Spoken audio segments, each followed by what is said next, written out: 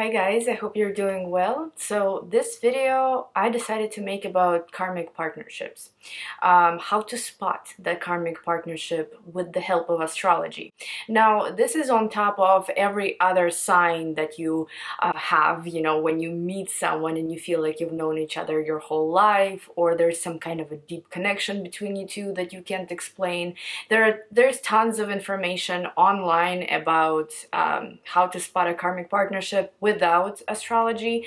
However, there are a couple tricks in astrology to figure out whether this person is karmic for you, whether you've shared some lives together in the past. And it's just very interesting to see what this person meant for you in the past life, if they were in the past life, or were you meant to meet them in this life. So I'll be talking about North Node and South Node right now. If you guys don't know what it is, this is Ketu and Rahu in Vedic astrology. These are the nodes of the moon, and they represent our past lives, karma that we bring with us into the present from past lives, and it means our present, our future, and what karma we're supposed to take up on, and basically what rules do we need to live by to clear out that karma, that negative karma from the past, and to be able to be on the right path in this life. Now, when you are looking at the synastry chart between you and the person that you're interested in, you have to pay attention to their personal planets, to their ascendant, and to their north and south node, because either you or them could have this aspect or this conjunction. So what we're going to be looking at is south node, conjunction sun, conjunction moon, possibly ascendant, and then we could also look at Venus, okay? But I would say that sun and moon and ascendant as well would be the most important things here. However, this does not have to be south node, right? This could also be the north node. And as you see here, south node is the cup is full. So you've had something happening with this person in the past life where you've had enough of it in the past life. So there is something that you have to either finish with them, or something that you have to continue doing with them in this life. And this is where north node comes in. North node is the cup is empty. So you have to fill it with this person in this lifetime. Now, why am I saying that sun and moon are the most important, and why conjunction? Why not square? Why not trine? Why not sextile? Well, conjunction is the most powerful aspect in karmic astrology and karmic relationships. Now, it's not just this, because you can't have, for example, if you are Leo South Node, you can't have everybody that's Leo Moon be your mother in your past life, or your wife in the past life, or husband or anything. It doesn't work that way. We will be looking at 5 to 6 degrees orb. Okay, it may be 10 degrees. However, the closer the conjunction is, the more exact it is. That's an indication that you've known this person in the past life. That's an indication that you have some kind of karmic bond that you have to carry with you, that you have to figure out in this lifetime, okay? Actually, I want to say that me and my partner have this. His south node is conjunct my moon, which could make me his wife in the past, could make me his mother in the past. Very interesting, very awkward. Or this could be even, kind of like kid and parent relationship, or this could be a family. We could have been a family in the past. And you definitely feel that. When you meet that right person, you definitely feel that bond. You definitely feel like you've known them from somewhere, even though you've never met before. This is the first time seeing them, and you already know. Very interesting here. Now the sun. If it's woman's sun conjuncting man's north node or south node, this talks about not so good connection. It wasn't probably the best connection they've had in the past life. However, if man's sun conjuncts woman's north node or south node, that's actually talking about a very good connection between people. That talks about either man being husband of a woman in the past life, or some kind of a mentor, teacher, father even, which helps her in this lifetime to have this man in her life, to be able to progress, to be able to evolve with their help. Now, what else can I say here about North Node? Trines are good, sextiles are good. However, I would highly suggest to look for a conjunction. Now, South Node is past, right? We have some kind of karmic situation with this person in the past. We've known them from our past life, and something could have possibly ended abruptly, a connection. You know, one of the partners could have died, or there could be a situation where these people were distanced from each other.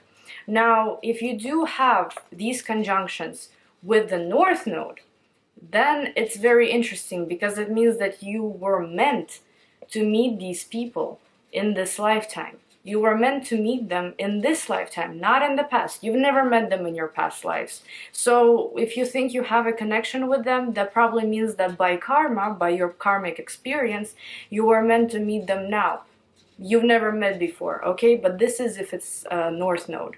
South Node, however, like I said, suggests that you've known them for many past lives, and you could be family with them, you could be siblings with them, you could have had children with them. That's a lot of things. Now, Venus, whether it's in conjunction with the North Node or South Node, this suggests that this was a 100% romantic partnership. If it's North Node, that means you're meant to meet this person in this lifetime and have a romantic partnership with them. That means fertility. That means that you were meant to have children with them. Now, with the South Node, it means that you were romantic partners in the past, and you probably have some kind of depth in love with this person, which again, you feel it. You feel it in some ways. For example, you do run into some kind of issues with this person, and you realize that, okay, this is how I should do things, because if I do them this way, this person is not gonna like it. You already know what they like and what they don't, because you've had these experiences with them in the past. Now, another planet that I would like to talk about is Saturn. And Saturn is very contradicting, because in general astrological views, when you look at the chart, Saturn suggests difficulties, and Saturn suggests some kind of challenges and control. And when Saturn is very strong in synastry between two partners, this could actually suggest a long-term partnership, a long-term marriage. A lot of times you can see Saturn either squaring one of the personal planets of the other person, or making a conjunction of really long-term partners, you know what I mean? They are married for like 20-30 years, if not more, and yeah, they go through challenges together, but they're strong. Saturn brings you strength. Now, a very interesting aspect is Saturn conjunction North Node or South Node, especially if it's South Node, because it's our past, right? This talks about Saturn person being in very much control of the node person, possibly restricting them of a lot of things, or possibly being their teacher. So, for example, when a woman meets a man and, she looks at the synastry and there is a conjunction, his Saturn with her South Node, she feels that this person could teach her a lot of things in this lifetime. She feels that this person is like her rock, somebody that she can learn so much from, somebody that she can get so many life experiences from. It's a very mature type of energy. And again, if you do have Saturn squaring one of your personal planets, for example, it's your sun and men's or women's, doesn't matter, not Mars, Saturn is squaring that personal planet, don't be afraid, because it actually does suggest that it is going to be a long-term marriage with some obstacles, yes. However, this marriage makes you grow, it makes you evolve, and that's actually an aspect that you can see in a lot of marriages. Check your parents' charts. If your parents are still married, mine are not. They got divorced when I was 10 years old, so there is nothing like that there. But check your parents' charts if they're still married for like 40 years and see if you have any of those aspects there. It would be very interesting to see for, you know, statistics, like what does Saturn do. And that's it, dear friends. These are the aspects. So like I said, you would be looking at South Node, you'd be looking at North Node, you would be looking at the conjunction with personal planets. Venus, yes, Ascendant, Moon, Sun, these ones very much. And also the orb has to be within 5 to 6 degrees, maybe 10 degrees max. However, if it goes above that, this is not considered a conjunction. This is not a karmic conjunction. These people, you did not probably meet them in your past life. Now, before I go, I actually forgot to mention that not only your personal planets could play a big role, but also the angles of the chart, which is ascendant, descendant, IC, and midheaven. Wow, my handwriting is horrible. These angles, guys, so when you lay one chart over another, you gotta see where the partner's North Node or South Node lands. Does it land on your ascendant? Does it land on your IC, right at the bottom of the chart where the 4th house is, or does it land on your midheaven? These are also the angles, the karmic angles, where the South and North Node could be, and which suggests that this is a very deep karmic experience that was unfinished in the past life, and either way you're going to be stuck with this person for a very long time. Okay, dear friends, I hope this was helpful. Thank you so much for watching, and I will see you in my next video. Bye bye.